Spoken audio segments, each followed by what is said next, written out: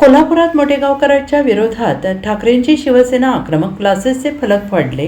कोल्हापुरात आल्यावर काळ फासणार. नीट परीक्षेच्या पेपरफुटीचं प्रकरण आता देशभर पसरत आहे. पेपरफुटी प्रकरणी मोठेगावकर क्लासेसचे प्रमुख शिवराज मोठेगावकर याला CBIच्या पथकाने अटक केल्यानंतर राज्यभरातील त्याच्या क्लासेस बाहेर विविध संघटनांनी आंदोलन करत आक्रमक भूमिका मांडली आहे. कोल्हापुरातही मोठेगावकरच्या विरोधात ठाकरेंची शिवसेना आक्रमक झाली आहे.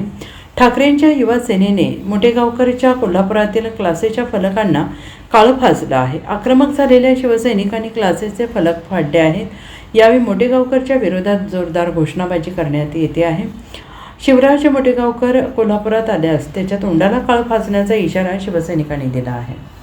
खरं तर या नालायक मोठेगावकर सारख्या लोकांना कोल्हापुरांनी चपलानं हाणलं पाहिजे. कारण या नालायकाकडे 10 दिवस अगोदर पेपर होता.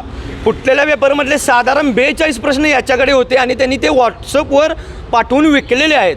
मग सरकार काय करते? हे का पेपर फुटीची पहिली वेळ नाही आहे. सरकारला वेळच नाही विद्यार्थ्यांच्याकडे वेळ द्यायला. सरकार नीट इलेक्शन घेऊ शकत नाही, मग विद्यार्थ्यांची परीक्षा काय घेणार? आणि यातनं कोण डॉक्टर झाला तर हाताला लागलं तर तो पायाला प्लॅस्टर घालून रिकाम होणार, अशी परिस्थिती आत्ताची झाली आहे. खरं बघायला गेलं कोल्हापुरात देखील अशा बऱ्याच अकॅडमी आहेत, त्या विना आधुनिक कॉलेज जे आहेत त्यांच्याशी टायअप करतात आणि पालकांच्याकडनं लाखो रुपये वसूल करतात. आमचा पुढचा टप्पा या ज्या बाकीच्या अकॅडमी आहेत यांना टाळे ठोकून इथं देखील मोठेगावसारखा पॅटर्न होण्याची शक्यता असणारच आहे. हा आमचा उद्देश आहे. म्हणून आज आम्ही कोल्हापूर युवा सेनेच्या वतीनं कोल्हापुरातलं जे मोठेगावकर सरांचं इथलं ऑफिस होतं त्यांचं आम्ही ऑफिसचे बोर्ड फाडलेले आहेत आणि विद्यार्थ्यांना विनंती करतो की कॉलेजमध्ये बसा, अशा नालायक अकॅडमीच्या नादाला लागू नका. Bureau report SPN Marathi Kolhapur.